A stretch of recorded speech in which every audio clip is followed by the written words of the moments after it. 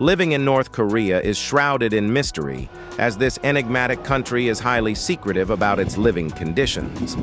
Information about life in North Korea is primarily sourced from either state-run media or defectors who have managed to escape from the country. Naturally, both sources present contrasting images of life for the millions of North Koreans, and they are not entirely reliable. However, with careful investigation and cross-referencing, we can piece together a general understanding of how people live in North Korea. This understanding also reveals the stark contrast between the luxurious lifestyle enjoyed by Kim Jong Un, the country's leader, and the less privileged lives of his subjects. Here are 10 instances where Kim publicly showcases his godlike status in the isolated nation of North Korea. Palaces. In a nation where the average citizen's income might seem like a meager sum, Kim Jong Un's homes highlight the stark contrast between the ruling elite and the ordinary people. While most North Koreans struggle to make ends meet, their leader enjoys a life of luxury in multiple palaces. Kim possesses an impressive total of 14 palaces, and he frequently changes his residence for security reasons. These opulent residences underscore the disparities between the ruler and the everyday citizens. When it comes to his homes, Kim Jong Un doesn't settle for ordinary dwellings. He has a penchant for grand palaces and extravagant residences that would rival even the most luxurious of Hollywood estates. Let's embark on a tour of these remarkable properties, starting with the Kangdong residence, Kim's summer retreat, and one of his major residences aside from the Ryeongsong residence. Nestled in Kangdong, a suburban county of Pyongyang, this haven sprawls across an astonishing 4 square kilometers. While many of us content ourselves with a simple backyard barbecue area, Kim enjoys an estate featuring an intricate garden surrounding serene lakes. The entire compound is fortified to a level that rivals a bank vault, complete with armored fences, vigilant guards, and meticulously manned checkpoints. While many of us concern ourselves with home security systems, Kim Jong Un likely enjoys his morning coffee under the vigilant watch of his security personnel, accompanied by the soothing sounds of the nearby Taedong River. Have you ever wondered where Kim Jong Un escapes to when seeking moments of tranquility? Look no further than the Sinuiju residence, an opulent haven inherited from his father, Kim Jong-il. This retreat, known as the Central Luxury House, is located near Sinuiju and boasts a charm that can easily rival the opulence of a Hollywood mansion. Imagine a beachside mansion complete with swimming pools, tennis courts, soccer fields, and water slides. This residence exemplifies the idea that even a leader needs some leisure. Let's not overlook the Wonsan residence, Kim's seaside getaway, which he seemingly cherishes as much as President Trump loves Mar-a-Lago. With its expansive beaches, tennis courts, soccer fields, and even a sports stadium, Wonsan is more than just a residence. It's a playground befitting a dictator. Rumor has it that Kim prefers this retreat over his bustling capital, possibly to escape the prying eyes of his political elite. Just 4 examples of Kim Jong-un's opulent living quarters, but he possesses 10 more, likely equally extravagant or even more so. Regrettably, there is limited information about these palaces, except that they all include private train stations and most feature horse ranches. It's safe to say that Kim has a profound affinity for horses. Horses. When you have a deep love for horses, there's virtually no limit to what you'd invest, regardless of whether it involves constructing an ultra-luxurious stable or allocating resources while the population suffers. In the past decade alone, Kim Jong-un acquired more than 138 horses for a total of $584,000. Clearly, the dear leader has a profound affection for these magnificent animals, even though the horses themselves may not share the same enthusiasm. However, horses serve a purpose beyond being a personal obsession. They are symbols of status in North Korea. The surreal sight of Kim Jong Un confidently riding a majestic white stallion through snow-covered terrain atop the sacred Mount Paktu may seem comical to outsiders, prompting jokes and memes on platforms like Reddit and 9gag. Nevertheless, for the North Korean public, who lack external references, this image appears majestic and noble. This audacious propaganda move could be interpreted as Kim's desire to star in his own winter wonderland blockbuster. Experts, however, have mixed opinions on this unexpected display of equestrian prowess. Horse riding enthusiasts have observed that his riding style is surprisingly commendable. A defense reporter even noted on Twitter that he doesn't appear to be pulling on the animal's mouth. His posture is balanced, and the horse seems reasonably relaxed. Kim Jong Un has managed to earn acclaim from the equestrian community, a rather unexpected turn of events. The significance of the white horse in North Korean culture goes beyond being a mere accessory. It symbolizes Kim Il-sung, the revered founder of the nation. Kim Jong Un's equestrian pursuits serve as a profound visual connection to his grandfather's legendary battles against Japanese occupation and pay homage to the Kalima, a mythical winged horse known for its extraordinary abilities. However, beneath the grand spectacle lies a more pragmatic reality. Kim's passion for horses can be seen as a strategic move to strengthen domestic patriotism and project an image of strength in the face of international pressures. While amassing a large collection of horses might appear extravagant, especially when considering the dire situation of his population on the brink of starvation, it pales in comparison to some of the dear leader's more outlandish expenditures. Piano collection. There are numerous mysteries surrounding Kim Jong Un, but one thing is crystal clear. He has a deep love for music. His favorite bands hold a significant place in North Korean society and lead opulent lifestyles. Surprisingly, this shared appreciation for music is one of the few things we have in common with the Democratic People's Republic of Korea. Furthermore, the dear leader has a penchant for 80s Western classics and even indulges in some K-pop. He goes to the extent of maintaining a 13-piece live band to perform K-pop tunes that he wouldn't otherwise have the chance to hear. However, it's no secret that Kim Jong Un isn't exactly welcome south of the demilitarized zone, and K-pop artists are hesitant to visit the Fenjung, especially when they've been labeled as vicious cancer by Kim himself. Like any eccentric dictator, Kim spares no expense to flaunt his passion for music. While an ordinary person might be content with owning just one piano for their living room serenades, Kim Jong Un takes it to the extreme.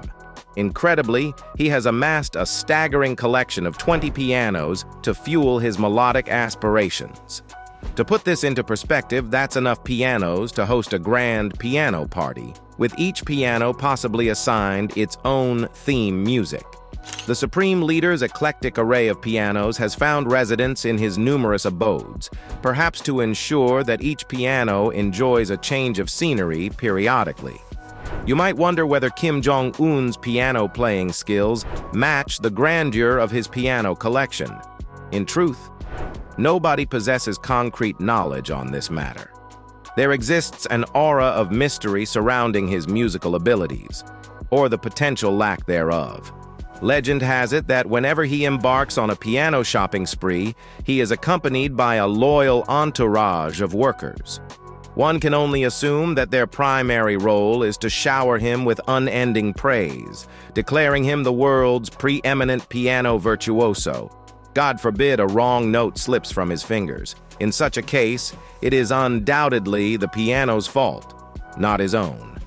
Nonetheless, there have been no reported instances of broken pianos thus far, so it appears that the gentleman with the distinctive haircut, who possesses an evident fondness for pianos, remains untouched by such misfortunes. Moreover, the dear leader, holds a profound appreciation for various other luxury items, including his remarkable watch collection. Watches. Kim Jong Un possesses an unconventional passion that often remains overshadowed by discussions of his political strategies and nuclear ambitions. This lesser-known fascination of his revolves around watches. This infatuation can be traced back to his days attending a private school in Switzerland, where his fondness for these time-keeping accessories took root and has since flourished. His watch collection, estimated to be valued at approximately $8 million, serves as a showcase of his penchant for luxury. However, his penchant for accumulating watches encountered a setback when international sanctions were imposed in response to North Korea's nuclear program. Given his penchant for extravagance, the thought of his wrist being adorned with nothing but bare skin must have been disconcerting. Interestingly, Kim's choice of wristwatches has not only piqued the interest of watch enthusiasts, but has also given rise to speculations about his health and potential political developments. The ever-present IWC Schaffhausen in Portofino appeared to snugly embrace his wrist, prompting observers to draw connections between the tight fit of his watch and his noticeable weight loss. Beyond their aesthetic appeal, Kim's timepieces carry geopolitical significance. Foreign intelligence agencies closely examine his health as an indicator of the stability of his regime and the potential ramifications for regional security, especially considering North Korea's possession of nuclear weapons. Amidst all the intrigue, Kim Jong Un's watch collection provides a unique window into his world, offering insights into his diverse tastes, health-related concerns, and even the power dynamics within his regime. Unlike the expensive acquisitions we will discuss next, this collection is purely a source of personal pleasure.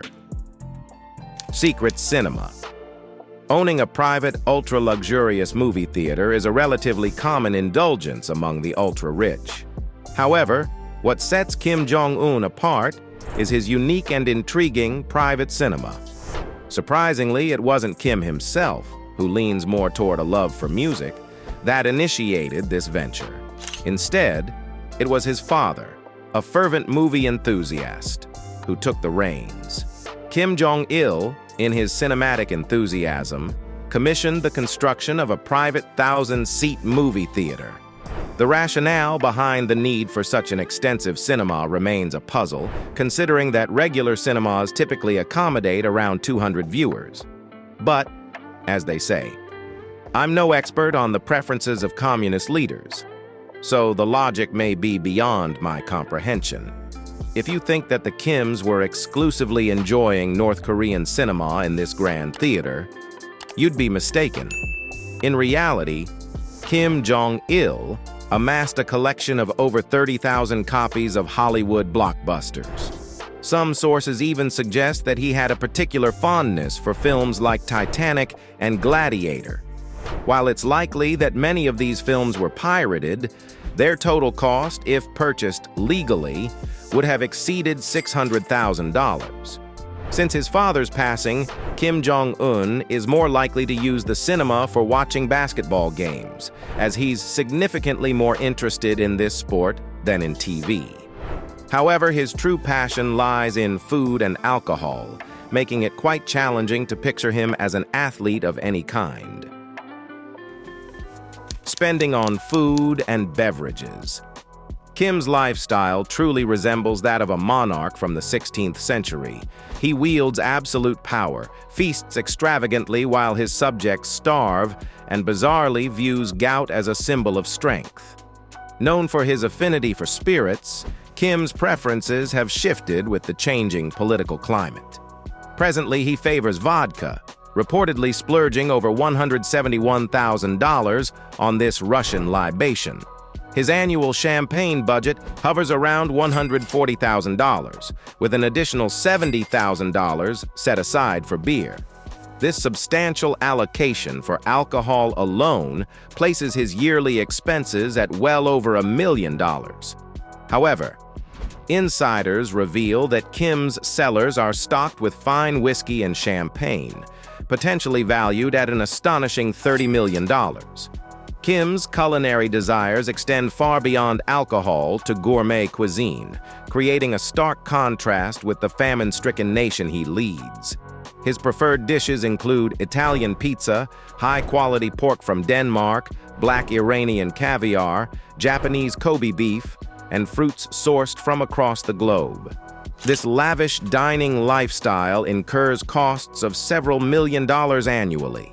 Amid concerns about his health, Kim's fluctuations in weight and overindulgence have come under close scrutiny. His penchant for calorie-rich foods and alcohol has fueled speculation about his health, with some reports suggesting the emergence of issues like gout. If you believe that food is the sole contrast between Kim and his people, then you truly underestimate the enigmatic figure that is Kim Jong Un. Private jet. The dear leader is far from being a welcomed figure in most parts of the world. However, when he ventures beyond his country's borders, he does so with a penchant for extravagance. His preferred mode of travel is a private jet known as the Ilyushin Il-62, an aircraft that has undergone a remarkable transformation from its Soviet-era origins into a luxurious haven tailored to his exact desires. Surprisingly, Kim opts for Soviet models over Western brands, possibly due to security concerns. His trust lies with the Ilyushin Il-62, an aircraft designed as a counterpart to the American Air Force One. While considered a relic in most countries in North Korea, it epitomizes the pinnacle of luxury. Remarkably, Kim owns 3 identical Il-62 planes, a strategic move aimed at keeping potential threats guessing about his whereabouts. Each of these planes, originally purchased in the 1980s, underwent a refurbishment costing a staggering $3 million. They maintain their Soviet-era exteriors while exuding opulence within. Inside the planes, one finds executive-style leather seats, mahogany desks, and panels adorned with intricate embellishments crafted from precious materials like ivory and silver. Crystal ashtrays and glassware add to the lavish atmosphere. The significance of having 3 planes for a leader who seldom travels abroad, often preferring domestic train journeys, may appear perplexing. However, Kim's actions are rooted in his well-known paranoia. Aware of the target on his back, he opts to have 2 other planes filled with loyal supporters and officials as decoys when he takes to the skies. Kim's private jet epitomizes the dictator's contradictory style of ruling North Korea, a blend of outdated Soviet technology and lavish, modernized luxuries. The only exception to this extravagant style is Kim's yacht. Yachts. With a staggering valuation of approximately $7 million, Kim Jong Un's remarkable 200-foot floating palace transcends being a mere vessel. It stands as a bold statement of his disdain for the Western way of life. Even in the face of UN sanctions on luxury goods in North Korea, Kim managed to secure this opulent gem from Princess Yachts. This yacht serves as a pivotal component of Kim's leisurely escapes, notably to his private pleasure island. While the finer details of its interior remain veiled in secrecy, aerial photographs have unveiled the presence of a swimming pool and multiple lavish decks, all adorned with extravagant amenities and entertainment options. The yacht's allure has even garnered admiration from one of Kim's high-profile friends, Dennis Rodman, who aptly described it as a fusion of luxury and a Disney cruise ship. Kim's acquisition of this yacht underscores his penchant for the finer things in life, regardless of global politics or public opinion.